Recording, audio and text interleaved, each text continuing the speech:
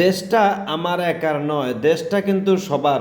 মাননীয় প্রধানমন্ত্রী জনাব তারেক রহমান কি বলছেন, আমরা কথাগুলো মনোযোগ দিয়ে শুনি।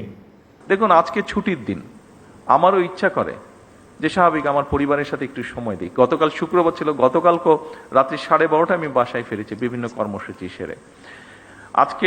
আজকেও আপনাদের এখানে এসেছে, আজকেও আমার বাসায় ফিরতে ফিরতে ওরকমই হবে যতটুকু যেগুলো প্রোগ্রাম আছে। ফলে আজকেও ছুটির দিনেও আমি আমার পরিবারের সাথে থাকতে পারিনি। একই অবস্থা আপনাদের।